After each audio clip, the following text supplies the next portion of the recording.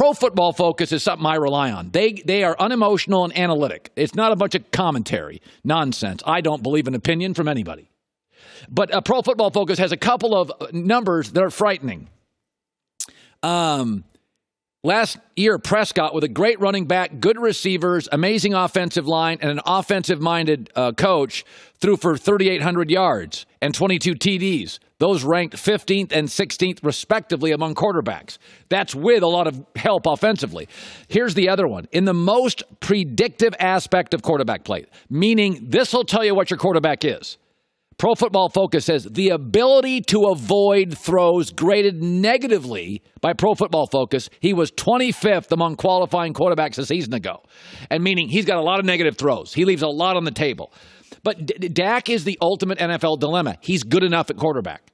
He's good enough to win a division. He's done it twice. He's good enough to go 32-16. He's good enough to win the locker room. He's always available. He never gets hurt. He's good enough to unseat Tony Romo. And that's a dangerous place to be. Now, Kansas City had a quarterback good enough, Alex Smith. Good enough to win a playoff game. Good enough to win the division. Good enough to win games. Good enough to get everybody a contract extension on the coaching staff. Nobody gets fired with Alex Smith. And then they rolled the dice, and they went to Patrick Mahomes, and that's good. And so, by the way, the Raptors were good enough with Dwayne Casey and DeMar DeRozan. They were good enough. They were a number one seed. And then they fired the coach, and they got rid of the player, and they won a title. And the Warriors won 73 games without KD. They were good enough, and they went and got KD and became a dynasty. It's a really – there's also an ethical thing. And you wouldn't think billionaires care about this, but there is a little ethical thing with Dak. When somebody comes to your business and you feel like – I mean, Dak Prescott increased the value of the Cowboys, and this is a reasonable thing, $200 million. When Tony Romo got hurt and they went into the tank, people started taking the Cowboys off television. They started taking the Cowboy. Listen, the Lakers for the last 4 years, until LeBron showed up, were off television. Like, networks didn't fight for the Lakers until last year with LeBron. So LeBron brings more than just excitement. LeBron gets you on television. You sell more jerseys. You sell more tickets. Dak Prescott, there's an ethical thing here. Does Jerry Jones feel like, okay, I got him in the fourth round. He saved our franchise $200 million. He kept us on television. I can see if I owned a team, I'd be like, I'm going to pay him more than the market suggests. Cross my fingers, the salary cap goes up. Now, that's why I'm not a billionaire. Because ethically, I would feel somehow I owe him a little bit. Like, things are too good for us. He saved the franchise. There's sort of a saved the business fee that's unspoken and not negotiated that I would feel I owe him. See, I'm not even looking at it from that perspective. While that's fair, I think there's things that you can help him with off the field. You know, those are the endorsements that you get him and, right. and the business ventures and introducing him to people for the future. I just don't – are you planning on drafting another Patrick Mahomes? You feel like that's what you're capable of doing? I like my scouting department. They're very talented. I mean, you must love them. Almost as much as Gwen Stefani. Top 10 NFL teams of the decade. Some writer for the NFL.com. I hate the list. First of all, of his 10, only 3 won the Super Bowl. How can you be a best team? Couldn't he win the Super Bowl? And he's got a bunch of qualifiers. Like no franchise can be used more than once. Why? Why can't I do it? Well, entertainment value considered. What is this, a circus? It's a football team. I don't care about that stuff. What do you mean you can only use every team once? That's like saying, you know what? Top 10 movie studio list, but 1 per city. Well, like 8 are in Los Angeles. Your list doesn't make any sense if you have a qualifier. 10 best beaches in America. Well, 6 are in Florida, 3 are in California. If you have to have 1 in every state, best cheese. Wisconsin's going to have most of it. I don't like qualifiers to my list. Best places to retire. Okay, then don't say with this income. Best places to retire. Just give me the list. I don't need the cheapest town or the richest town. So my point is this list puts a bunch of qualifiers in. It makes no sense. But I will say this. They got one thing right. They have the Seattle Seahawks number 1. Because I honestly believe, I've been watching the NFL since the early 70s, 1972. And that's like over 50 years. There have been 5 great teams for one season. The 5 best teams I've ever seen, Seattle is one of them. And all of them were for a season. although most won a Super Bowl or two. The first great team I ever saw was the Pittsburgh Steelers in 1976. I just started watching football. They had 3 shutouts in a row.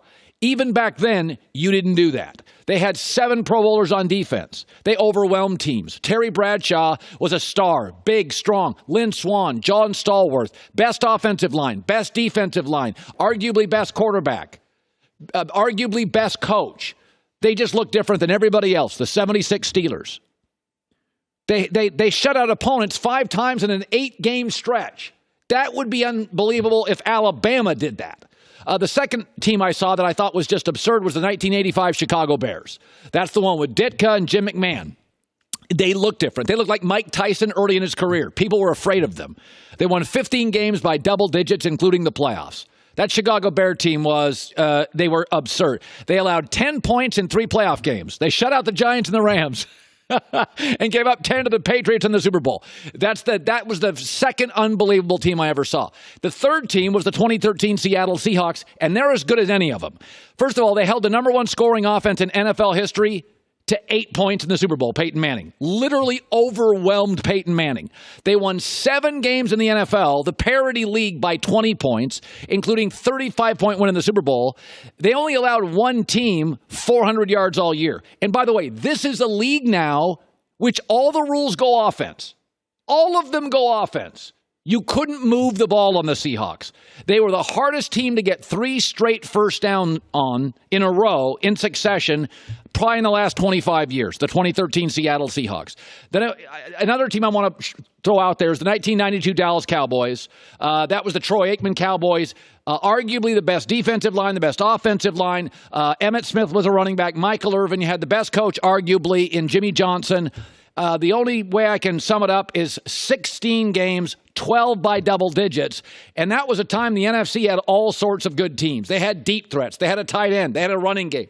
They had power. They had finesse. Aikman was accurate, threw over the top. They had a great staff. They had pass rushers. It was hard to run against them. They had hitters. They had pure corner covers. They had good special teams. Won the Super Bowl by 35 points over the Bills. And one of the last teams is the 2007 Patriots. That was the first and only team that's ever gone 16-0 in the regular season.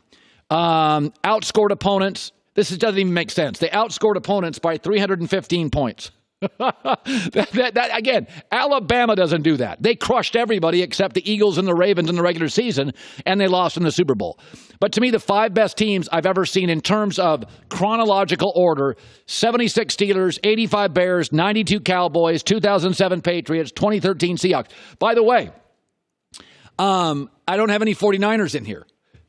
Those teams were great, but I never felt they had the greatest team. Now, I did think they're arguably the greatest dynasty after the Patriots. But the teams I'm mentioning here all have one thing in common. They literally felt like they intimidated other professional athletes. Like Mike Tyson intimidated other big boxers. Like, that's when you're dominant. When you look like, you're playing with an extra man. Seattle looked like they were playing with an extra man defensively. You could not get back-to-back first downs on them. They were faster than everybody. In fact, Bill Belichick faced them the following year in the playoffs, and Belichick's theory on beating them was, when you catch the ball against the Seahawks, just go down. Don't try to get extra yards, because they'll hit you and strip the ball. He was literally, catch it and just go to the turf. That's when you're good. Hi, everybody. Thanks for watching. Subscribe here to get the latest from the show. Also, be sure to check out more of the best clips from The Herd or go watch a few segments from other shows on FS1.